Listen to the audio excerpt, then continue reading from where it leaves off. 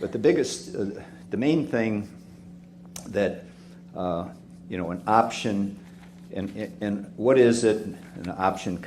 It's a contract. An option is a contract between two people, and it's unusual in the law in that it's a unilateral contract. It's a one-way contract that I get to perform or not perform, and I get that unilateral advantage, which is strong in the law, that I can show up and pay and perform. You've given up your rights by me paying you an option fee. You agreed to that I've got 30 days, 60 days for so many $1,000 to buy this option and give me the right to close it or not close it. And you can't sue for specific performance if I don't close. So it's a strong law. It's strong in commerce. They have the Chicago Board options exchanges. There's millions and billions of dollars of commodity options and pork futures. There's stock options. There's options all over industry and business. It's a strong part of the law, and you can use it, and it's very often used in real estate. There's just some few different things you need to know about it. What are the elements to make a valid contract? What you can write it on the back of a napkin if you do it right. So you can do it, and I will always ask, and you can't get them all the time, but it's the most profitable and most, safest way to do business that you can find in real estate, which is fraught with difficulty and risks and so on. So it's a contract. It's a unilateral contract, and it's a right in property. You get a right in the property. It's not a title or an interest, but it's a legal right. And I found out in the courts 20-some years ago that I had a tenant that didn't pay, that I had given an option to because I took every option course I could find. I found out that, read that or was told that you don't have maintenance, you don't have turnover, you don't have vacancy. I thought that's really, for me, with a minimum amount of money. And then I went to evict the tenant, and the judge said, you can't evict the tenant that has an option. He's got a title right in your property, and you have to do a foreclosure. So I spent 3 months on an eviction and 9 months on a foreclosure. It cost me over $10,000. So we came up with a new device to not get that seminar over again. I'm going to tell you about that. But the thing I like about options is it's high leverage with a minimum of risk. You get high, maybe 100 to 1, 50 to 1 leverage, and there's no risk involved. If the house burns down, or it goes in a sinkhole, or it blows up, or all the tenants shoot each other, I say, call Bill Tan. Bill Tan's the guy. I'm just here with an option. If it doubles in value, I'm the guy. I show up. Okay, so it's the risk. Are there some risks in real estate? Are there some risks? How about fires, floods, earthquakes, mold, lead-based paints, EPA, sinkholes? There's a lot of risks in real estate. We don't know quite where they come from or when they arrive, and we've seen a lot of examples of that. Condemnation, taking, I think Jack Fullerton was showing me, making the 405 wider, and they're putting more lanes in, and pretty soon they take the house next door, and now you live next to the 405. So it increases the value of property, and there's downzoning, all these kind of things. You don't inherit those risks with having an option, and your maximum loss is the amount of the option money, a couple $1,000, and sometimes some of my best deals were options I didn't exercise. The neighborhood went bad, or I had condos, I had things that I would option anything. I didn't really care too much what it was, and then after a few years of observation and management, I chose not to option a property where the neighborhood went bad or was on a busy street. So options have, not only do you make money if you exercise the option, but you may not lose as much money if you choose not to. And some of the best deals, after a 4 or 5 year look-see, chose I didn't want to own that property.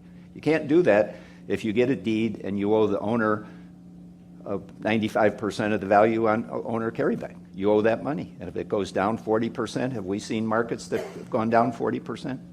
that ever happen in real estate? And might it go down more? Could. It could. So the high leverage without risk is for me, and at the beginning, the low money, the low cash invested was important because I didn't have much. I signed millions of dollars worth of notes in debt, and I bought 50 properties in 1 year on options, and I already had plenty. That's a lot. I couldn't remember what street we're on. I couldn't find them. I forgot where they were, and the tenants sent the money in, so I didn't bother them. They didn't bother me, and after a few years, I eventually found most of them. But so the option as an investment tool, and I decided for some reasons I'll show you in a minute, that was all I really wanted to do. If somebody tried to give me a deed, I wouldn't take it, with all the risks and all the debt that you might sign up for.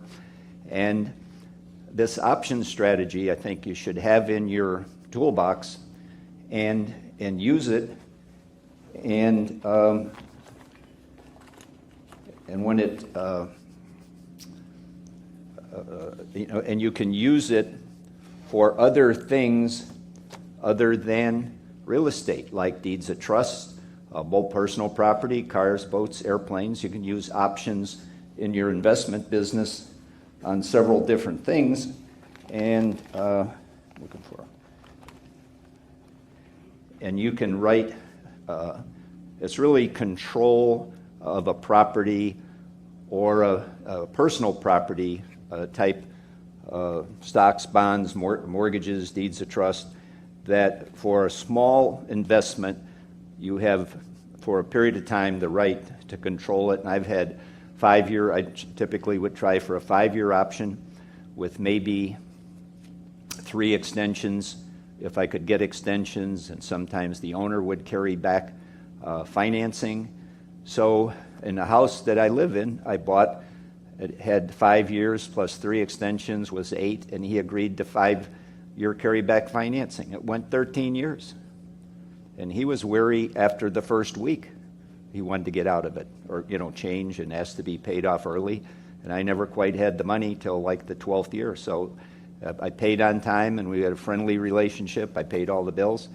But a deal was a deal. I had a recorded deed in escrow. I had the recorded option, and it was unbreakable. I couldn't get out of it. And I'll tell you why you want to do that, so that if the principal dies, that you don't end up dealing with the son who won't sign the deed. So you don't want to spend many years of your life possibly putting a roof on a property or ACs and stuff, and then find out at the end of the day you can't get the deed. So you don't want to get down that road unless you control the destiny. So it's got a lot of uses. Once you kind of find out what the elements are to make a valid option, you can do it in 10 minutes. So that's kind of overview of why it's good and why I use it, and that's my favorite, and still my favorite strategy for buying stuff, even though I've bought, sold, and fixed and rehab. But it said on the flyer, there's some hidden benefits that people don't recognize, that an option has a lot of unknown or unknown to most people, some benefits. And what I discovered in doing for many years is studying the tax code, how I could depreciate property that I didn't own. And that's according to the tax code. So of those 100 properties I had, I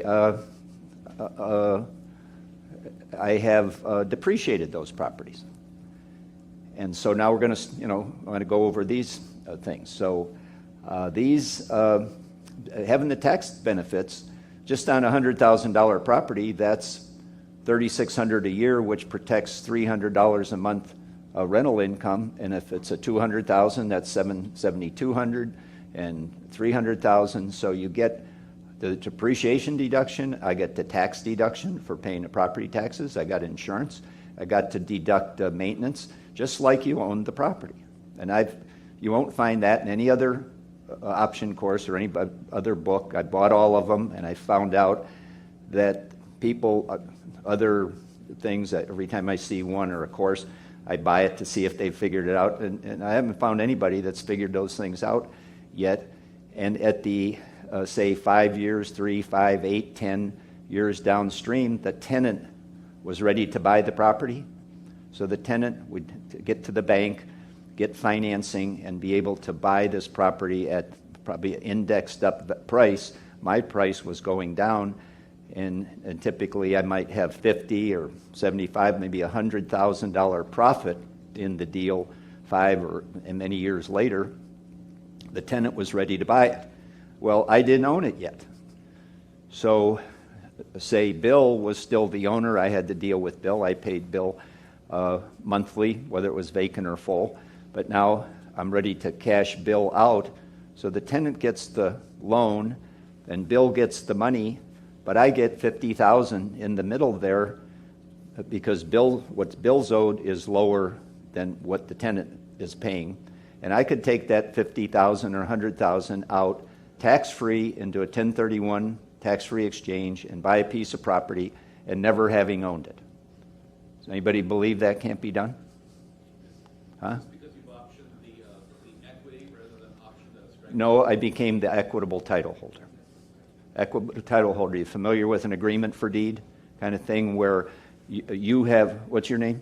Sir? Bill. Bill? Philip. Philip's the title holder, and you do an agreement for deed with me.